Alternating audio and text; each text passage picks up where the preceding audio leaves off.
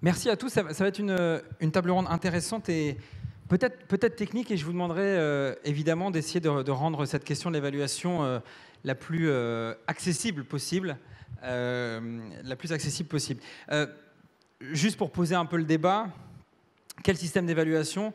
Jamais autant de médicaments innovants n'ont été présents dans les portfolios des industriels. De nombreuses innovations sont porteuses d'espoir pour les patients, mais potentiellement, elles auront évidemment un fort impact sur l'organisation des soins dans les 2 prochaines années. J'ai 2 chiffres pour s'en persuader. 2000 molécules sont en développement en cancérologie et plus de 110 essais cliniques de phase 3 en cancérologie vont arriver à maturité en 2019. Donc qu'il s'agisse d'innovations issues du vivant, thérapie génique et cellulaire, ou associée à des composantes diagnostiques, biomarqueurs ou encore numériques, elle questionne fortement le système d'évaluation existant. Et c'est un chantier qui a été acté par le Premier ministre lors du CSIS de juillet dernier. On aura l'occasion d'y revenir.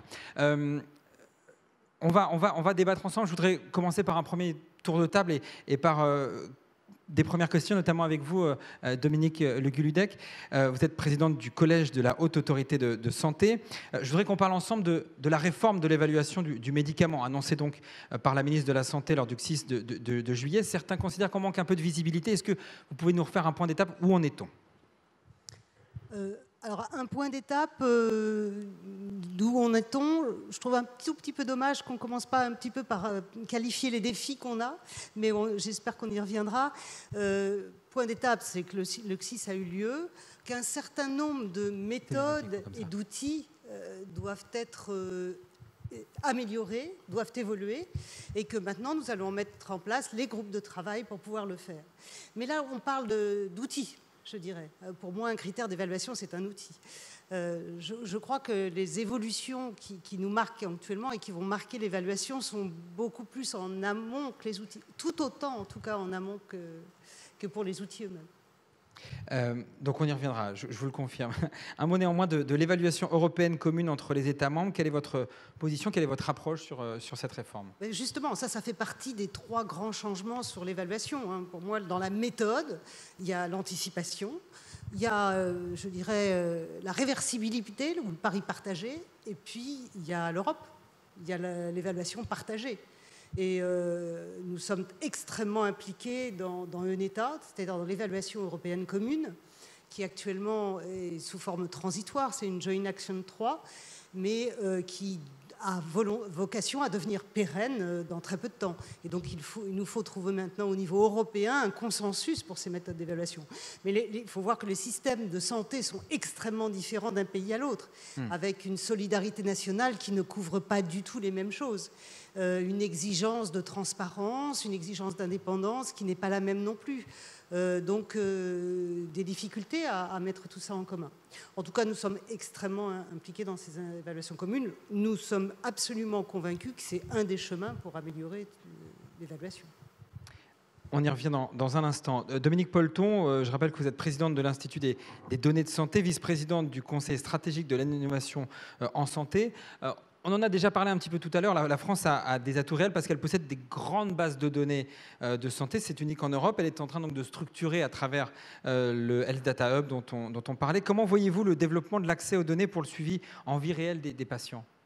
Oui, l'idée du suivi en vie réelle que vous venez d'évoquer, moi je pense que c'est aussi, puisqu'on nous invite à essayer d'être prospectif et de dire comment les choses vont évoluer et comment l'évaluation des actes, des produits de santé, des traitements va évoluer. Moi je pense que ce qui va se développer énormément dans les années qui viennent, c'est l'évaluation en vie réelle, où on dit parfois en vraie vie, ce qui est d'ailleurs une drôle d'expression, puisque ça voudrait dire qu'avant on avait la fausse vie, mais c'est pas tellement que c'était faux dans les essais cliniques, c'est qu'on sait que les essais cliniques, ils sont faits sur des populations limitées, sélectionnées, c'est pas forcément volontairement, mais avec des très très fort niveau de robustesse, mais qu'ensuite, je veux dire, il faut regarder dans la vraie vie, pour le coup, qu'est-ce qui se passe sur ces traitements en réalité. Et il y a plein d'enjeux, alors là, majeurs, que ce soit des enjeux de sécurité, d'efficacité, de bon usage du médicament, sur lesquels il faut développer ces évaluations en vie réelle. Donc moi, je pense que l'avenir, c'est quand même de compléter, ça ne veut pas dire que ça se substitue, parce qu'il y a un petit débat pour dire, alors on ne ferait plus d'essais cliniques,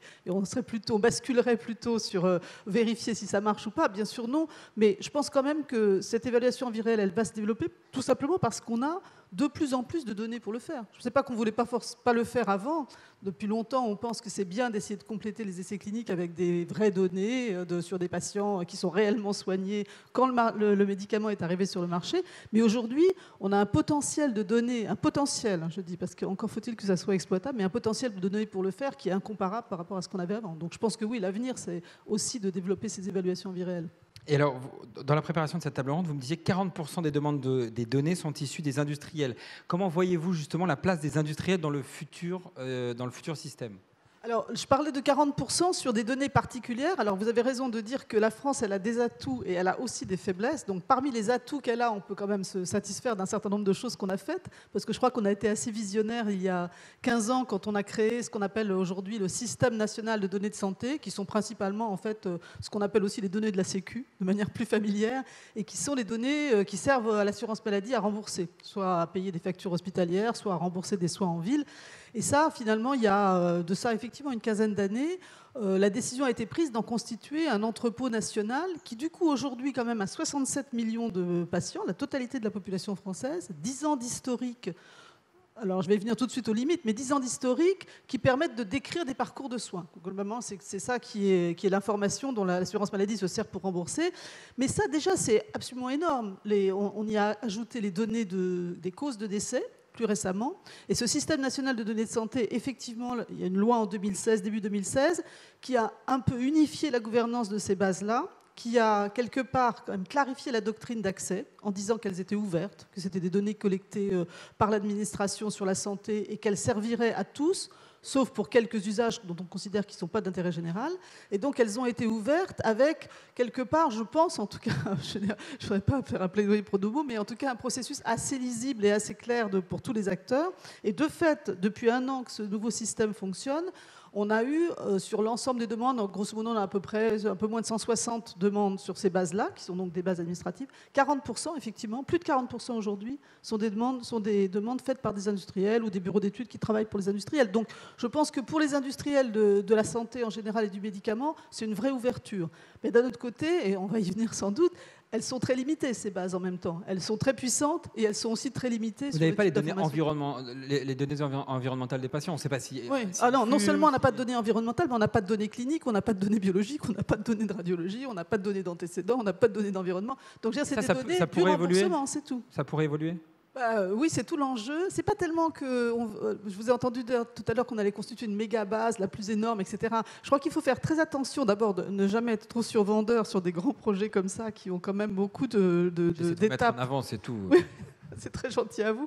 Mais je pense qu'on a une grosse ambition, mais qu'en revanche, cette ambition n'est peut-être moins de faire la méga base centralisée que d'arriver effectivement à accéder dans des conditions lisibles, transparentes, unifiées, aux gisements de données qui existent en France et qui sont multiples. Et tout à l'heure, Gilles Vassal disait qu'effectivement, il parlait de silos sur la recherche clinique, mais c'est la même chose sur les données de vie réelle.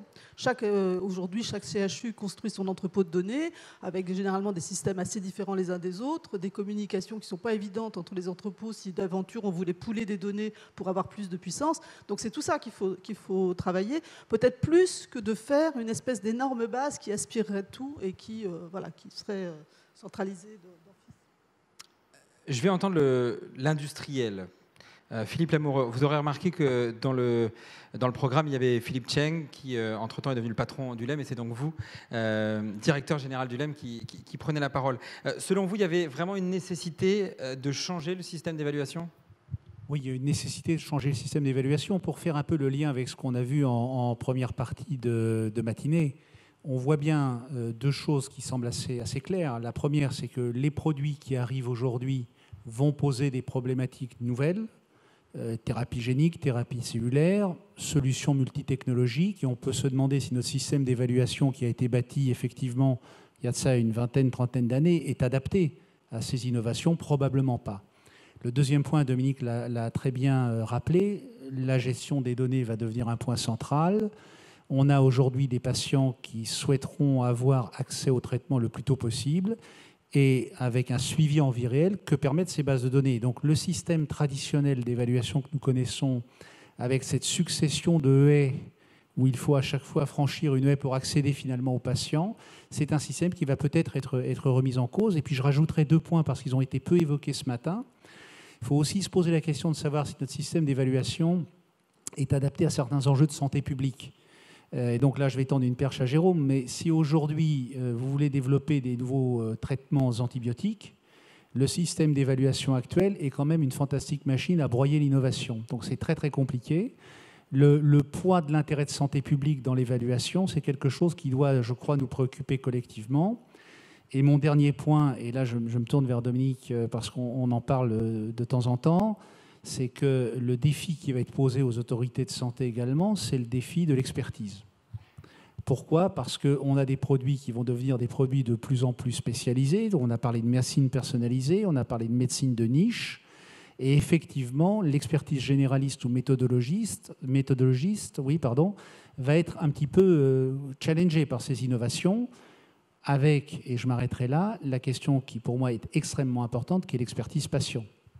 Comment demain ces patients pourront, on voit qu'ils sont rentrés à la commission de transparence, ils rentreront demain au comité économique des produits de santé, comment apporteront-ils leur expertise et ce sera déterminant. Et on en parlera dans un instant. Juste, je voudrais rester avec vous sur la question de la réforme européenne. On en parlait avec Dominique Le Guludec. C'est quoi les enjeux pour vous ? La réforme européenne, elle est absolument centrale parce qu'il y a encore pour quelques mois 27 pays dans l'Union, peut-être bientôt 26. Et c'est vrai que le système, le projet européen peut permettre à la fois de valoriser l'expertise française parce que nous avons une réputation d'expertise forte en Europe. À un moment où les Anglais sortent, c'est un point intéressant. Parce que nous pouvons aussi tirer vers le haut certaines expertises de petits pays qui n'ont pas les moyens de développer leur propre système, et parce que pour les industriels, ça peut accélérer l'accès au marché, donc l'accès aux patients. Pourquoi ? Parce qu'on va se retrouver avec un seul système plutôt qu'une succession de desiderata qui peuvent différer de l'Allemagne à l'Italie, à l'Espagne, à la France, sans parler des autres pays européens. Donc il y a un vrai enjeu autour de ce qu'on appelle l'HTA européenne. Avec une question d'attractivité, c'est un peu une question de business aussi pour vous ? Oui, alors l'évaluation pour nous c'est aussi un sujet d'attractivité puisque, et c'est tout le projet VTR dont nous parlons, dont nous discutons avec la Haute Autorité de Santé, plus un système est lisible, plus un système est prévisible, plus effectivement il concourt à l'attractivité d'un territoire. Or, aujourd'hui, c'est vrai que le reproche que l'on peut faire à notre système d'évaluation, c'est peut-être d'être parfois un peu trop imprévisible et un peu trop peu lisible pour les maisons mères de nos entreprises. Magali Léo, vous êtes responsable du pôle plaidoyer chez Renalou. Philippe Lamour en parlait un instant, la question des patients, c'est évidemment central et on essaie d'en parler beaucoup depuis ce matin. Les associations de patients, elles commencent à être de plus en plus représentées à tous les échelons de la chaîne de décision du médicament. Quel rôle est-ce qu'elles peuvent et est-ce qu'elles doivent jouer selon vous ? Alors, tout d'abord, je tiens à remercier le LEM de m'avoir proposé de participer à cette table ronde hautement prestigieuse. Donc, c'est bien la preuve qu'en effet, les associations d'usagers, de patients ont le droit de citer dans ce débat qui est un peu complexe autour de l'évaluation des technologies de santé et des médicaments en particulier. Les associations de patients sont nombreuses à contribuer d'ores et déjà à l'évaluation des médicaments, en envoyant des contributions à la Haute Autorité de Santé au moment de l'évaluation, de l'inscription des médicaments pour leur évaluation. Donc ça, c'est une grande avancée. Et elles sont prudentes, en fait, les associations de patients. Elles sont nombreuses à exprimer beaucoup d'inquiétudes et contribuent à ce que la course à l'innovation n'aboutisse pas à sacrifier les comptes de la sécurité sociale et à mettre en péril la soutenabilité économique de l'égalité d'accès aux soins les plus innovants. Donc c'est un vrai sujet effectivement d'inquiétude pour les associations qui sont aussi des patients qui attendent et ont le droit d'espérer. Et d'ailleurs, ces patients-là, ils espèrent l'arrivée des innovations. Ils sont prêts à accepter d'ailleurs une zone de risque et même de l'incertitude, à condition que ces incertitudes ne soient pas disproportionnées et que l'évaluation soit quand même réelle, à la fois en amont de l'autorisation de mise sur le marché, mais en vie réelle, et là je rejoins en effet les propos qui ont été tenus, c'est qu'il y a un vrai enjeu autour de l'évaluation en vie réelle des médicaments, c'est-à-dire post-AMM. Je pense qu'on est, notre système est imparfait de ce point de vue-là.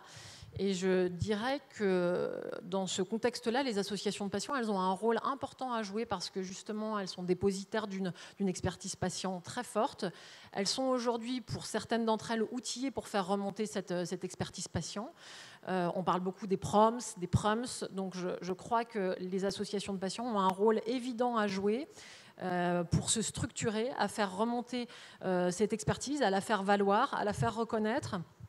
Et donc, ça suppose aussi le soutien des pouvoirs publics pour que ces associations elles soient vraiment en capacité de développer des outils performants pour contribuer à l'alimentation de ces données pertinentes qui seront utilisées notamment par la HAS pour l'évaluation des nouvelles technologies de santé.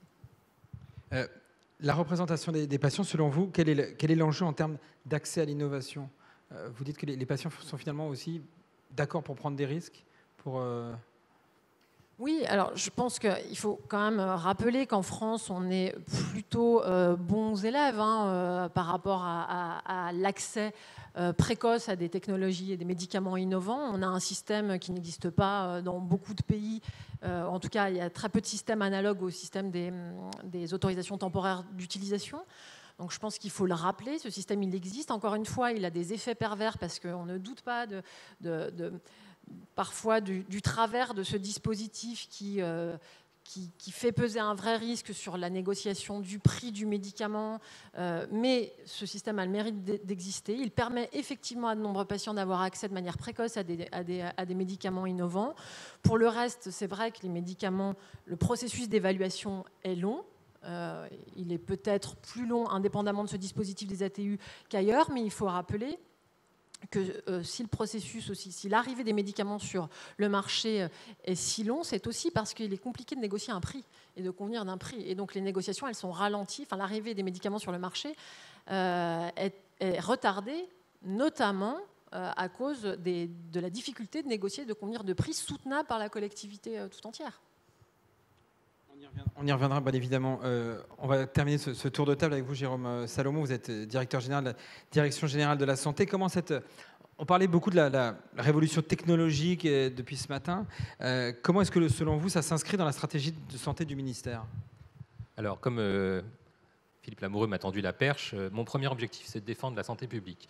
La Direction générale de la santé, elle est évidemment sur les enjeux de protection de la santé des Français et donc sur les enjeux de sécurité sanitaire. On n'en a pas parlé aujourd'hui, mais c'est évidemment une préoccupation majeure, la sécurité des produits de santé. Le deuxième enjeu, c'est la promotion de la santé. Et évidemment, on est tous avec le même objectif d'améliorer la santé de nos concitoyens. Mais là encore, on a des enjeux de prévention et d'éducation à la santé, mais d'éducation aussi à ce qu'est un produit de santé. On poursuit évidemment les objectifs de promotion de la recherche et de l'innovation en lien étroit avec le ministère de l'Enseignement supérieur et de la Recherche. Et enfin, on a aussi un objectif qui est peut-être moins connu, de lutte contre les inégalités. Parce que dans ce domaine comme dans d'autres, inégalités sociales, inégalités territoriales et inégalités d'accès à l'information, on voit que nos concitoyens ne sont pas égaux face à ces enjeux clés. Et donc, ce matin ont été abordés les principaux défis. Évidemment, l'évolution très rapide des progrès thérapeutiques, l'innovation très prometteuse. On voit bien que l'hyperpersonnalisation, les médicaments de plus en plus biologiques, les médicaments de thérapie innovante sont des chances probablement pour l'avenir. On a parlé des défis des données, de plus en plus nombreuses, mais encore faut-il savoir comment les exploiter. Qu'en faire ? Il y a des enjeux évidemment de confidentialité et de protection des données, surtout quand on va avoir de plus en plus accès aux entrepôts de données, c'est-à-dire finalement à votre dossier médical personnel, à l'ensemble de vos résultats, par exemple biologiques ou radiologiques. Et puis on voit bien le troisième pilier, après les scientifiques et les décideurs, ce pilier maintenant systématiquement associé aux décisions, qui sont les patients, les associations, mais finalement beaucoup plus globalement, nos concitoyens qui nous interrogent sur le bénéfice-risque, sur l'impact en santé publique, sur les enjeux médico-économiques. Et donc, cette évaluation, elle se complexifie, elle est évidemment indispensable, mais elle devient de plus en plus difficile, de plus en plus coûteuse, parce que les patients eux-mêmes veulent comprendre pourquoi on fait un choix dans un champ thérapeutique ou avec de nouvelles organisations de soins. Et je pense qu'aujourd'hui, il n'y a pas un seul comité de suivi, un seul gros dossier suivi au ministère où il n'y a pas systématiquement une représentation des patients, et les associations sont systématiquement présentes désormais dans tous les comités de suivi pour l'ensemble des enjeux de santé publique et de recherche. Comment comptez-vous piloter la réforme de l'évaluation alors que les innovations vont complètement bousculer l'organisation du système de soins ? Alors, c'est un petit peu les pistes qui ont déjà été abordées. Je pense qu'il y a évidemment un enjeu européen. La DGS participe aussi aux discussions avec l'Organisation mondiale de la santé. On voit bien que les questions sont partagées au niveau mondial parce que finalement, toutes ces questions sont maintenant globalisées, mondialisées. Et donc, je pense que partout se pose la question de l'organisation de cet échange entre décideurs, donc entre pouvoirs publics, entre scientifiques, et dans les scientifiques, il y a évidemment les laboratoires pharmaceutiques, mais beaucoup plus largement la communauté scientifique, académique et les professionnels de santé.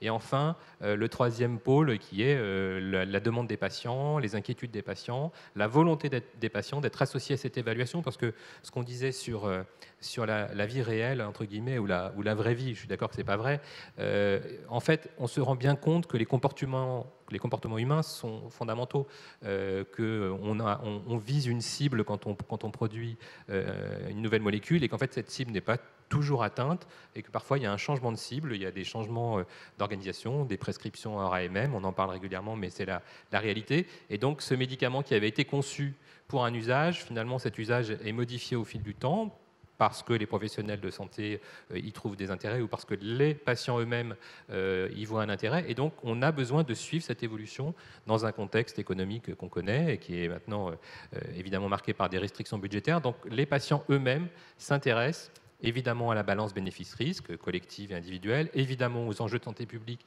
et de plus en plus à l'impact médico-économique des nouveaux traitements. Vous voulez réagir, Dominique Le Guiludec ? Sur l'impact des nouveaux traitements, sur l'impact médico-économique, en effet, je crois que la place des patients, elle est prépondérante en tant que, pas seulement pour informer les patients. D'abord, ce qu'il faut comprendre, c'est que les innovations qui arrivent, elles sont très complexes et elles n'ont jamais été aussi incertaines au moment où elles arrivent en évaluation. C'est-à-dire qu'on a des données très précoce. Le défi, c'est de l'adopter le plus vite possible, parce que c'est un progrès. Toute innovation, pas toute, mais quand elle répond à un vrai progrès, il faut pouvoir l'adopter le plus vite possible. Or, il ne faut rien céder sur les enjeux de sécurité, vous l'avez dit, sur les enjeux d'efficacité, sur les enjeux éthiques, et puis sur les enjeux de soutenabilité et d'équité pour l'accès. Donc tout ça mis ensemble crée évidemment des difficultés. Et l'avis des patients, il est là à la fois pour nous éclairer sur leur expérience de patient en tant que patient expert, mais également pour aider sociétalement à faire des choix. Dans notre analyse prospective du système de santé, cette année, nous avons proposé d'institutionnaliser un débat public en santé. Il y a tellement de changements actuellement, tellement d'innovations, tellement de choix à faire, que ces choix impliquent des discussions collectives, sociétales. Et par exemple, combien veut-on payer pour une innovation donnée, pour un gain en santé donné? Il va bien falloir que la France se pose ces questions. Pour l'instant, on les a laissées un petit peu sous le tapis en disant « tout le monde doit tout avoir ». Est-ce que nous serons capables, demain, de continuer à tenir ce discours? Tout le monde doit tout avoir. Parce que cette innovation, elle est caractérisée par son dynamisme, par l'incertitude, je l'ai dit, mais aussi par son coût. Donc là, il me semble qu'il y a des choix sociétaux collectifs à faire, dont le médico-économique. Non, peut-être en deux, trois mots. D'abord, je crois que Dominique Le Guiludec le disait, on va avoir des produits devant nous qui vont avoir ce que Patrick Erard appelait une présomption d'innovance. Donc aujourd'hui, ces produits présumés extraordinairement innovants, lorsqu'on regarde le système d'évaluation actuel, bien, ils sont dans une situation extrêmement complexe, puisque en général, la Commission de la transparence les affuble d'une ASMR 4, désolé d'être un peu technique. On considère que ces produits on n'a pas suffisamment de données sur ces produits, et donc ils sont dans une situation d'attente avec laquelle il est très difficile ensuite d'aller vers les payeurs pour négocier un prix. Donc je pense qu'un des grands apports du rapport qu'avait réalisé Dominique Polton en préfigurant cette réforme du VTR qu'on appelle de nos voeux, c'était effectivement de souligner la situation particulière de ces produits et la nécessité de leur faire une place spécifique. Mais je crois que c'est une préoccupation qu'on partage. Deuxième point, je voulais réagir à ce que disait Magali, d'abord pour la rassurer sur les comptes sociaux. Hein. Vous savez qu'en chiffre d'affaires net, l'industrie pharmaceutique est aujourd'hui au même niveau qu'elle l'était en 2009. Et donc, tous les progrès thérapeutiques dont nous avons parlé et que nous avons connus sur ces 5 ou 6 dernières années ont été financés à budget constant, en tout cas en termes de chiffre d'affaires industriel. Mais par contre, donc ça peut vous rassurer, mais je crois qu'il y a un point qui m'inquiète un peu plus, que vous avez mentionné, c'est l'évolution du régime des autorisations temporaires d'utilisation. Je pense qu'on constate qu'il y a un durcissement de ce régime depuis 2 ou 3 ans, et que ce régime qui initialement était un régime d'accès précoce à l'innovation pour les patients est petit à petit en train de se transformer en système qui diffère en réalité la négociation de prix, qui permet aux payeurs de gagner du temps en étant dans une situation de confort et en disant les patients ne sont pas privés du médicament puisqu'il a une ATU. Oui, mais le médicament n'a pas rejoint sa population cible. Et donc c'est un vrai problème de santé publique qu'il va falloir qu'on traite également. On vous entendra dans un instant, Magali, mais peut-être vous voulez répondre. Oui, je voulais répondre sur comment gérer en effet cette incertitude et ce temps, ces ASMR 4 que vous contestez parfois. Je dirais qu'on parle de l'incertitude là. C'est des études qui arrivent avec des phases 2A, avec des phases très précoces. Les CAR-T-cell arrivent avec des preuves d'efficacité très faibles encore, mais très prometteuses. Donc il faut arriver, le défi, c'est d'arriver à les faire évoluer. On parle aussi d'incertitude complète sur le futur, c'est-à-dire qu'on n'a absolument pas de visibilité sur l'effet de ces médicaments en sécurité et en efficacité sur le long terme. C'est souvent des traitements très chers, one shot comme on dit, c'est-à-dire un traitement une fois donné, et puis que se passe-t-il après ? Alors cette incertitude, je crois qu'il faut l'accepter avec les patients, avec les professionnels, mais à plusieurs conditions. C'est-à-dire qu'on peut avoir une incertitude sur l'efficacité, mais dans ces cas-là, l'État ne peut pas prendre tous les risques. Il faut que l'incertitude financière, elle soit partagée avec les industriels. Donc il faut trouver des méthodes qui permettent de partager les risques. Alors il y a 2 choix, hein. Soit on crante très haut et on sait très bien qu'on n'arrive jamais à baisser, soit on crante un peu plus bas, mais alors il faudrait trouver des promesses de réévaluation rapide. C'est là où je parle de réversibilité, de remboursement conditionnel, pourquoi pas de VTR conditionnel, de façon à ce que très vite, la HAS et la commission de transparence puissent dire voilà ce qui manque comme données, revenez dans 2 ans, dans 3 ans, dès que vous les avez, on revoit la qualification de ces produits.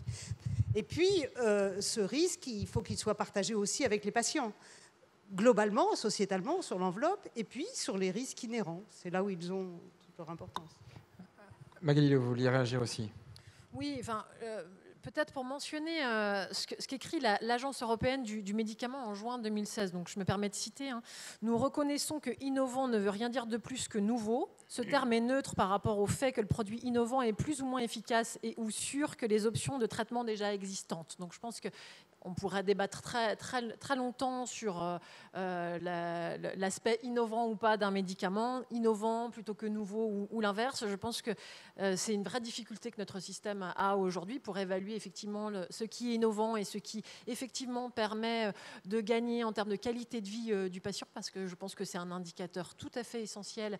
Et dans le cadre du chantier hein, qui s'ouvre sur la VTR, ou en tout cas la réforme de l'évaluation, on espère que ce sera l'occasion de faire en sorte que le critère de la qualité de vie soit davantage pris en compte dans les évaluations. C'est déjà un peu le cas, évidemment. Hein, la HAS recommande parmi ses choix méthodologiques de prendre... Vous avez le sentiment que ça devient un critère à part entière ou pas ? J'ai le sentiment que c'est tout à fait insuffisant. Qu'on en est au début, qu'on est en train effectivement d'évoluer sur ce point, que effectivement la qualité de vie c'est un critère et si ce n'est le critère essentiel d'évaluation des médicaments de mon point de vue, et c'est le critère essentiel qui doit conduire à ce que soit fixé son prix et son taux de remboursement. Sur ce chantier autour de la réforme de l'évaluation, on a d'autres inquiétudes, parce que dans les différents modèles qui ont été présentés, il se pourrait que la VTR conduise à ce qu'un seul taux de remboursement soit fixé et à ce que le panier de soins remboursable soit redéfini à cette occasion. Alors pourquoi pas? C'est peut-être l'occasion de faire un peu de ménage dans le panier de soins remboursable. En tout état de cause, j'insiste pour que les associations de patients concernés soient impliqués dans les groupes de travail qui sont en train de se mettre en place là, dans le prolongement des déclarations qui ont été faites dans le cadre du CSIS, pour que dès à présent, on réfléchisse effectivement tous ensemble, de manière multipartite, sur ce qu'il convient éventuellement de retravailler, de repenser en termes peut-être d'exclusion du panier de soins remboursable. Et en tout cas, si ça doit aboutir à ce qu'il y ait un taux de remboursement unique, il me paraît essentiel que les associations de patients soient associées. Je voudrais relayer une première question de la salle, de monsieur, je pense, monsieur Guiriot, de l'Université de Bourgogne. Comment faire évoluer l'évaluation du médicament alors même que le statut des médicaments de thérapie innovante est figé en contradiction avec l'évolution scientifique? Qui veut répondre à cette question? Je crois qu'il fait référence à des solutions qui associent des médicaments, des dispositifs et des actes, enfin j'imagine, ou à des solutions complètement nouvelles, comme des solutions qui associent thérapie génique et cellulaire, etc. Donc, premièrement, ces solutions peuvent rentrer dans les évaluations actuelles. Et deuxièmement, ce qui se développe de plus en plus à la Haute Autorité de Santé, ce sont des évaluations conjointes. C'est-à-dire qu'on peut évaluer ensemble, la commission de transparence et la commission d'évaluation des actes peut se réunir, évaluer ensemble. Nous avons maintenant des intercommissions pour le faire dans les décrets. Donc je crois que c'est un point favorable. Je voulais juste répondre à M. Lamoureux, parce que sur le système des ATU, parce que quand même... Juste ATU... Autorisation temporaire d'utilisation. Voilà, que tout le monde dans la salle. C'est ce qui permet aux patients d'avoir accès aux innovations. Et j'approuve votre définition de l'innovation. Quand même, la sécurité sociale paye tous les médicaments en ATU au prix souhaité par l'industriel avant toute négociation. Donc je ne suis pas sûre que le confort il soit que pour l'État. J'ai peur qu'on perde un peu notre auditoire dans la technique. Mais je vais quand même répondre à Dominique. Et puis, c'est une table ronde sur l'évaluation, pas sur le prix. Mais depuis la LFSS de l'année dernière, vous savez qu'il y a un capping à 10 000 € qui a été instauré par le législateur et que ça va poser énormément de problèmes de débouclage, parce que vous évoquiez deux solutions pour financer ces médicaments de thérapie innovante avec ce statut conditionnel. Il y a une troisième hypothèse qui ne peut pas être exclue, qui est un prix ridiculement bas qui empêche de déboucler la négociation de prix. Jérôme Salomon, une question. Dans quelques jours, le président de la République va annoncer une réforme du système de santé. Alors, sans trahir de secret, est-ce que l'innovation, notamment technologique, aura une place dans les annonces du président ? Vous imaginez bien que je ne vais pas déflorer les annonces du président de la République. On est entre nous, allez-y. Non, mais entre nous, ce que je voulais vous dire, parce que je vais rebondir sur ce qui s'est passé jusqu'à maintenant, l'État se réforme, je ne sais pas si tout le monde s'en rend compte, mais l'État adopte de plus en plus une attitude extrêmement pragmatique. On a parlé des échanges au niveau européen, on a parlé de la réflexion sur l'ATU, sur les VTR, tout cela est très technique, mais moi je voudrais revenir à des éléments beaucoup plus essentiels. Magali Léo, il y a quelques jours, a été à l'Agence du médicament en présence de la ministre où elle a remis son rapport. C'est un rapport très important parce que c'est un rapport sur la place de la société dans l'interface avec le médicament. Je pense que c'est vraiment très important. On est vraiment dans une nouvelle ère où aujourd'hui tout est dans la transparence et tout est basé sur la pédagogie. Donc je pense qu'aujourd'hui on a vraiment tourné la page. On ne peut plus cacher des choses, on ne peut plus cacher des données, on ne peut plus cacher des publications et il faut les expliquer. Donc ça c'est quand même un pas très important. Deuxième enjeu, il faut qu'on s'organise pour le grand public, pour produire, on a parlé de données, pour produire des données de qualité. Donc il y a un deuxième défi qui est comment est-ce qu'on met en place une épidémiologie des produits de santé de haut niveau dans notre pays. Je pense que c'est un défi global lancé à l'ensemble du monde académique et aux agences. Et puis troisièmement, simplification. Alors le président en parlera certainement, et puis il est évidemment, comme vous le savez, fan de nouvelles technologies et d'innovation, il l'a déjà montré, et il en reparlera. On voit bien qu'aujourd'hui, on doit simplifier les choses pour les Françaises et les Français. On a l'impression qu'il y a énormément d'opérateurs, énormément d'acteurs, presque une galaxie d'agences.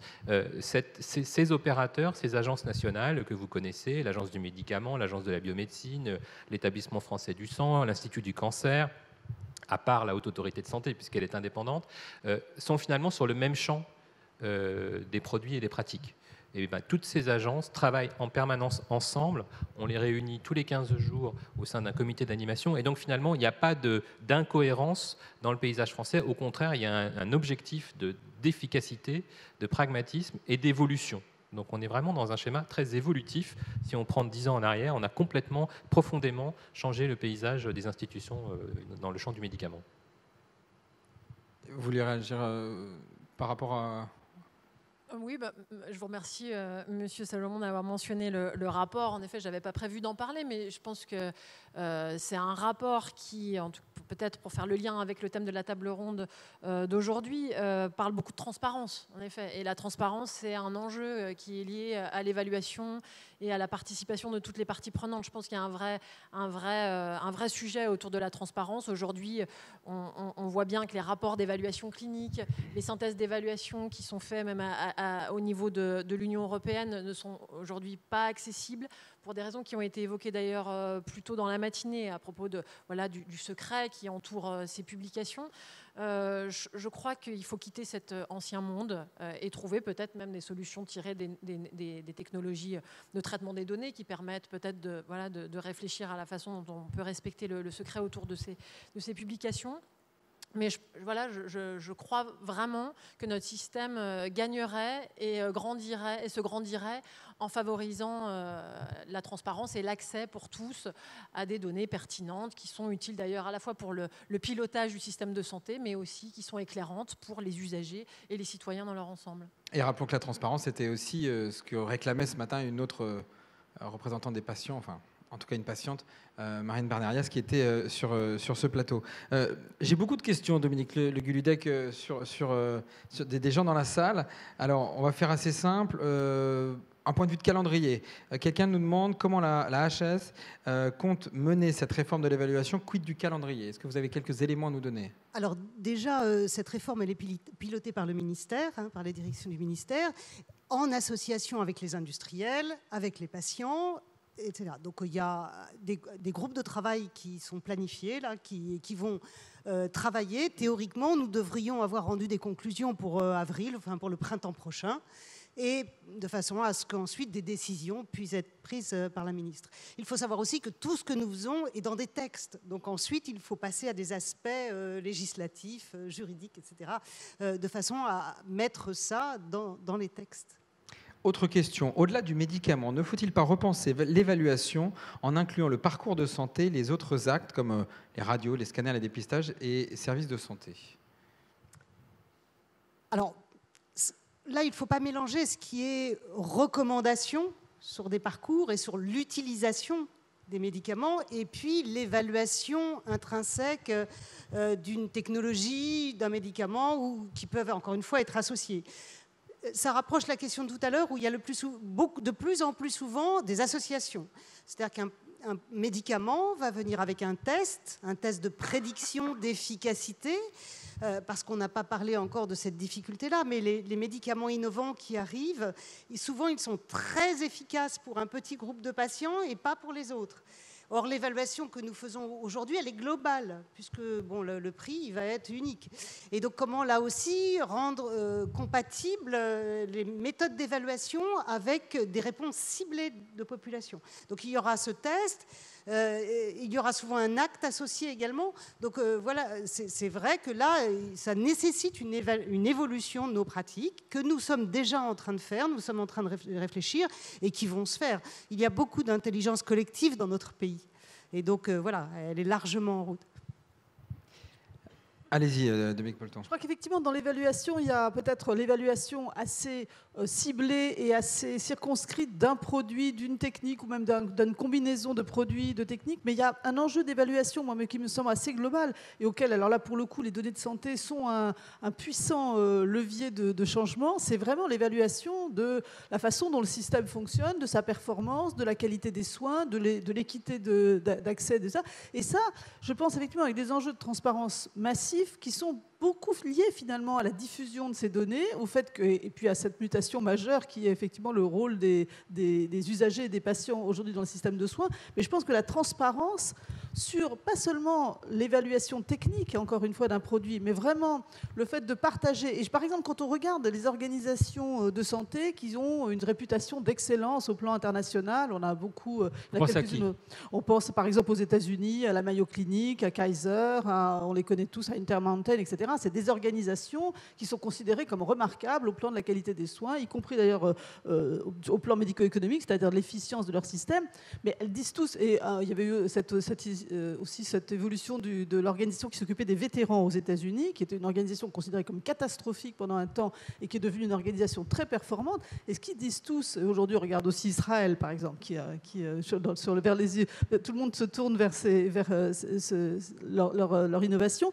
Ce qu'elles disent tous, et ce qui est majeur, c'est que le fait de regarder ce qu'on fait, donc d'avoir des données pour le faire, de le regarder collectivement, d'essayer de s'améliorer, puis de mesurer l'évolution de sa performance, c'est ça le levier de l'amélioration du système. Et donc, d'une certaine façon, au-delà de l'évaluation technique de tel ou tel produit, je pense que ce qu'il faut qu'on développe aussi avec ces données, c'est le fait de les regarder collectivement, de les partager entre professionnels, ce qui n'est pas confortable, mais même pour l'administration, l'open data, ce n'est pas très confortable non plus. Ça veut dire qu'on s'expose, on montre comment on pratique, les autres peuvent le voir. C'est plus embêtant que quand personne ne voyait rien. Mais je pense que c'est un tel levier d'amélioration de la performance du système que ça, il faut vraiment le pousser. Juste pour dire que je suis totalement d'accord avec ce que Dominique vient de dire, il y a un enjeu majeur autour de l'évaluation de l'efficience. Ces nouvelles technologies, ces nouvelles solutions thérapeutiques qui arrivent sont évidemment souvent, vous l'avez dit Dominique, des technologies coûteuses, mais coûteuses au regard de quoi? C'est-à-dire que tout l'enjeu qui se pose derrière, c'est la capacité de notre système de soins à restituer les gains d'efficience que l'innovation va permettre. Et là, on a effectivement beaucoup de progrès à faire sur l'évaluation des stratégies thérapeutiques ou la mesure de l'efficience du système de soins. C'est probablement un enjeu des années à venir. Alors ça m'amène d'ailleurs à une question qui a été posée par Dominique. Est-ce qu'il est possible politiquement en France de décider d'un prix par année de vie gagnée et d'une décote pour incertitude afin de simplifier une bonne fois pour toutes l'accès au marché? Ça vous fait sourire, mais voilà, c'est une question qui est... Oui, c'est une très bonne question. À savoir qu'en France, nous avons eu un principe qui est historique. C'est que nous évaluons un produit déjà pour sa qualité intrinsèque. Et en rejoignant, à l'HAS en tout cas, la notion de progrès. C'est-à-dire qu'il faut que cette innovation, ce produit, réponde à un besoin et qu'il fasse mieux que ce qu'on a actuellement. Donc il y a cette notion-là. Mais il y a également, donc ça c'est la notion d'innovation et de progrès. Votre question, la question, elle posait surtout sur le... Excusez-moi. Sur la question du prix, est-ce qu'il peut y avoir des décotes d'un côté? Et on a séparé l'évaluation médico-économique. Ça a été une lutte pour avoir une commission d'évaluation médico-économique. À l'HAS, ça a été toute une historique. Mais actuellement, on reste encore extrêmement séparés. C'est-à-dire, on évalue le produit scientifiquement, et on évalue son efficience. Nous ne sommes pas du tout prêts en France à dire, comme les Anglais, ce produit a tel coût par quali, on le veut ou on ne le veut pas, avec un seuil binaire. Par contre, et c'est encore une fois ce que nous proposons dans notre analyse prospective du système, il faut absolument qu'on intègre davantage les deux. C'est-à-dire qu'il faut petit à petit que nous maturions, que nous inventions nos propres critères pour pouvoir joindre ces deux aspects, c'est-à-dire l'évaluation médicale et scientifique et l'évaluation médico-économique. Nous avons un décret aujourd'hui qui nous permet de le faire. Jérôme Salomon. Oui, juste pour rebondir sur les propos de Dominique Le Guludec, pour dire qu'on a quand même une médecine à la française qu'il ne faut pas oublier, avec évidemment une qualité qui est reconnue par nos concitoyens qui veulent davantage prendre de place. Et donc je rappelle que, évidemment, ce qui est assez rare dans le monde, les Françaises et les Français peuvent déclarer directement tout événement indésirable sur les produits de santé. C'est quand même assez exceptionnel. Et j'ai entendu performance, efficience, coût. Et c'est évidemment pas des gros mots. Je voudrais plutôt, moi, parler de pertinence et de qualité. et dire qu'en fait, il y a aussi un défi qu'on n'a pas abordé, qui est le défi de l'intelligence artificielle et des algorithmes en santé.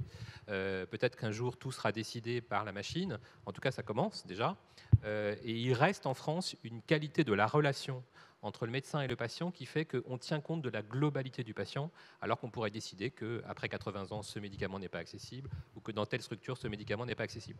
Et donc, il y a cette singularité française qui fait que les Français ont vraiment confiance dans leur système de santé, ce qui n'est pas le cas ailleurs où la relation est contractuelle. Et je pense qu'il faut aussi tenir compte de ce paramètre. Autre question pour vous, Jérôme Salomon.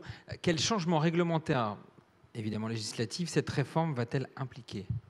Alors, il y a beaucoup de vecteurs législatifs à venir. Je ne déflore rien. Comme vous le savez, il y a les lois financières qui vont arriver, ce qu'on appelle le projet de loi de finances, et puis le projet de loi de financement de la sécurité sociale qui sont programmés donc, dans quelques semaines devant le Parlement. Il y aura aussi une loi très importante dans le champ des produits de santé. C'est la future loi de bioéthique qui va réinterroger l'ensemble des principes éthiques dans le champ de la santé. Et je pense que vous avez sans doute participé aux états généraux de la bioéthique au printemps, et on a dans quelques jours le rapport du Comité consultatif national d'éthique. On voit bien qu'aujourd'hui, la bioéthique, qui était partie des champs traditionnels, est en train de s'ouvrir aux neurosciences, à l'intelligence artificielle, à l'environnement, et que ce genre de discussion interroge des principes éthiques, et qu'il y a là aussi une bioéthique à la française. Je voudrais quasiment, peut-être pas conclure, mais avoir votre réflexion, Magali Léo, sur toutes les discussions qu'on a là, sur tous les débats qu'il y a en dehors de cette salle, sur la question de l'évaluation, sur la question de la place du patient. Est-ce que vous avez l'impression que globalement, on va dans le bon sens, vous, en tant que représentante des patients ? C'est difficile de répondre à cette question. En tout cas, moi, j'aimerais réagir, si vous le permettez, à ce que vous disiez, Madame Le Guludec, par rapport au rôle d'évaluation médico-économique de la HAS. Je pense que c'est une vraie spécificité dans notre système français. On a un complexe et je pense une difficulté par rapport à ça. La Haute Autorité de Santé, c'est une autorité scientifique. Ce n'est pas une autorité administrative indépendante, c'est vraiment une autorité scientifique. Ça a vraiment, c'est lourd de sens, parce que ça veut dire que c'est une agence qui fait de l'évaluation scientifique. Elle fait de l'évaluation. Aujourd'hui, il y a 2 critères. Il y a le service médical rendu et l'amélioration du service médical rendu. Et c'est sur la base de ces évaluations-là que vont être déterminés le taux de remboursement du médicament, d'une part, et son prix, d'autre part. C'est vrai que c'est difficile et c'est complexe. Du coup, c'est complexe à expliquer, mais je pense que quand on l'explique bien, c'est facile à comprendre. D'ailleurs, nous, c'est ce qu'on fait dans les associations de patients. Les gens comprennent très bien ce processus d'évaluation, même s'il est un peu complexe.